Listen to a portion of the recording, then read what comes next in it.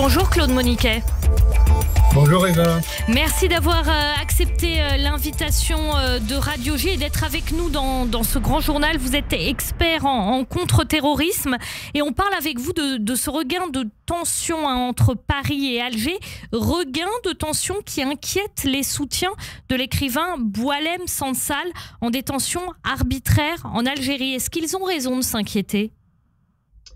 Il est manifeste qu'ils ont raison de s'inquiéter. Il y a 2 semaines, on nous expliquait à mi-voix que Boualem Sansal avait été condamné, mais que comme il avait été condamné rapidement, précisément, c'était pour permettre une grâce présidentielle qui interviendrait très rapidement et qu'il allait bientôt se retrouver chez lui. On n'en prend pas tellement de chemin. Il est manifeste que le dernier mouvement d'Alger, l'expulsion de 12 fonctionnaires français sous statut diplomatique, n'est pas un signe très très encourageant. On parle à propos de l'Iran, et ça depuis des dizaines d'années, de la fameuse diplomatie des otages. Est-ce que l'Algérie est en train de prendre le même tournant que l'Iran sur ce volet ? Alors là, je ne pense pas. Je pense que, en fait, quand on parle de la diplomatie des otages des Iraniens, en fait, c'est l'Iran qui prend des étrangers en otage pour faire pression sur des sociétés occidentales. Là, c'est plutôt la kleptocratie militaire qui dirige en coulisses l'Iran, qui règle ses comptes internes avec un Algérien. Alors, il se fait que Boualem Sansal est également français, mais pour l'Algérie, c'est un Algérien, point final.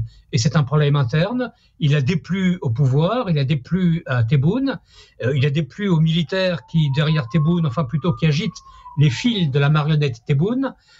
Et maintenant, il en paie le prix. Il ne faut pas se moquer des militaires en Algérie, c'est très mal vu.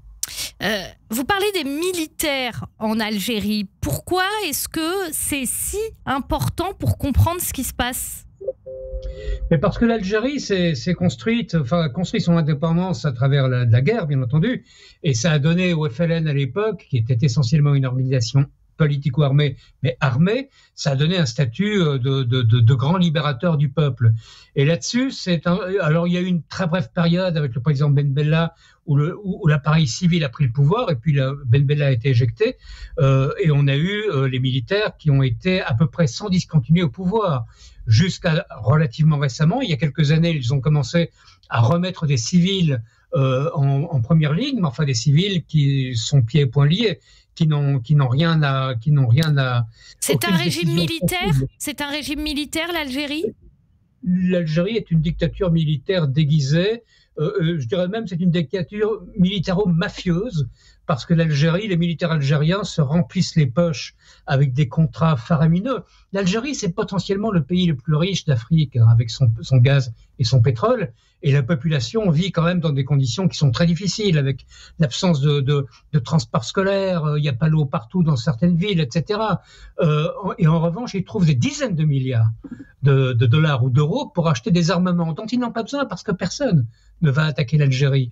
Mais seulement ces dizaines de milliards de dollars, permettent de verser sur des comptes en Suisse, entre autres, des pots de vin très plantureux qui finissent, je le crains, dans la poche des généraux et pas dans celle du peuple algérien. Et dans la poche de groupes terroristes ? Non, ça je pense pas. Je pense que c'est vraiment l'Algérie. D'ailleurs, là il faut leur faire leur rendre cette justice. L'Algérie a été un des premiers pays confrontés vraiment de manière massive au terrorisme islamiste dans les années 90. La France, d'ailleurs, à l'époque, l'a fortement soutenu, ce dont manifestement les dirigeants algériens ne se souviennent pas aujourd'hui. Et cette guerre civile algérienne, c'était une véritable guerre civile, a fait peut-être 200 000 morts. Ça a été terrible. Donc non, je ne pense pas qu'on puisse les accuser d'être liés au terrorisme. L'Algérie défend sa décision qu'elle qualifie de souveraine d'expulser des agents français. Il s'agit de 12 fonctionnaires français. C'est en réponse à une procédure judiciaire en France qui est regrettable d'après Alger.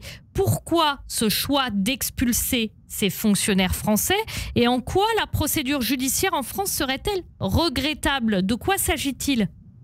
Alors, ce communiqué des autorités algériennes est un pur scandale. D'abord, ils mettent sur le même pied, effectivement, l'arrestation d'un fonctionnaire qui n'est pas un diplomate, d'un fonctionnaire algérien, d'un consulat d'Algérie en France, il y en a 18, donc on avait le choix, qui a été mêlé à une action qui est une tentative d'enlèvement, enfin pas une tentative, un enlèvement et la séquestration d'un opposant politique algérien qui bénéficie depuis 2017 du statut de réfugié politique en France. C'est la première chose. Ça, c'est une action judiciaire, indépendante, et qui est justifiée, on verra ce que donnera l'enquête, mais par les résultats de l'enquête jusqu'à présent. C'est pas une décision, l'enquête a duré 1 an, c'est pas une décision qu'on a prise un jour en se levant en disant, tiens, qu'est-ce qu'on va faire aujourd'hui? On va arrêter un diplomate algérien.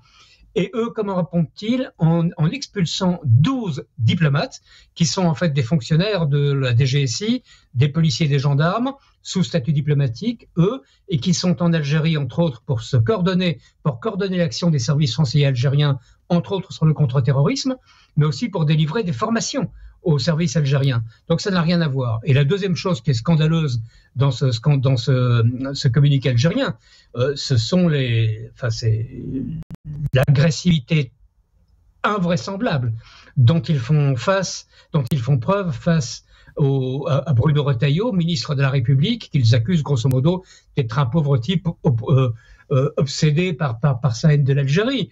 Et c'est pas par hasard, bien entendu, que ce sont des policiers, des gendarmes et des gens de la DGSI, c'est-à-dire des gens qui ne sont pas des gens du Quai d'Orsay, mais des diplomates, des gens sous statut diplomatique, mais dépendants de Bruno Retailleau, qui ont été expulsés. C'est Bruno Retailleau qui est visé, finalement, à travers ces expulsions directement?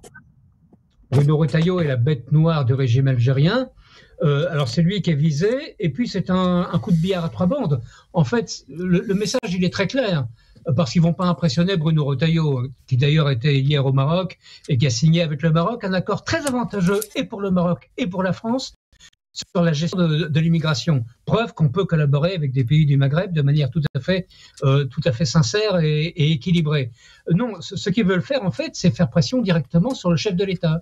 Le message d'Alger, il est très clair. Le message d'Alger, c'est débarrassez-nous de Bruno Retailleau et on va redevenir gentil, à condition, bien entendu, que vous ne touchiez pas à nos accords, que vous ne réclamez pas l'argent, les 40 millions que nous devons à la sécurité sociale, et que vous nous donniez toujours autant de visas pour venir faire nos courses à Paris quand on a envie d'un peu de luxe. Le régime algérien fait du chantage à la France ? Le régime algérien fait du chantage à la France et ça n'est pas nouveau. Le régime algérien, comme il est ce régime de kleptocrate que j'ai décrit un peu violemment, mais c'est une violence qui est tout à fait justifiée, c'est une réalité. Simplement, il suffit de demander aux Algériens. J'ai été à Alger plusieurs fois, je l'ai vu de mes propres yeux. C'est pas nouveau. Mais le régime algérien justifie toujours son incompétence et sa corruption en disant oui, mais c'est la faute de la colonisation française. Les Français ont été très méchants. Ça s'est terminé en 62, la guerre d'Algérie. Donc, ils ont eu le temps de se remettre. Les jeunes Algériens, enfin, la majorité, la grande majorité, étant donné que c'est un pays jeune, les Algériens n'a jamais vécu la colonisation, n'a aucun souvenir de cette époque et vit dans cette espèce de mythe qui permet à l'Algérie de faire un chantage constant dès que la France fait quelque chose qui leur déplaît. Et ce qui leur déplaît, c'est le rapprochement de la France et du Maroc. Ils nous disent « Ah oui, mais vous êtes d'anciens colons, vous nous avez massacrés, etc. C'est épouvantable, tous nos problèmes sont de votre faute. » Claude Moniquet, quelles sont les raisons, je ne parle pas historique, mais aujourd'hui concrètes de l'Algérie de faire ça vis-à-vis de la France? C'est un problème politique interne pour que le régime se maintienne au pouvoir? C'est lié grosso modo à quelque chose qui serait de l'ordre de l'isolement de l'Algérie pour faire parler d'elle? Ça lui sert à quoi? Il y a deux choses. Il y a sans doute un aspect interne. Il y a sans doute le fait de montrer ses muscles et de jouer sur le patriotisme algérien qui est très réel. Il y a même un nationalisme algérien. Et quand beaucoup d'Algériens, quand on les brosse dans le sens du poil et qu'on leur dit qu'on combat l'ancien colonisateur, ils se sentent fiers de leur pays et de leur gouvernement. C'est une chose, c'est un usage interne.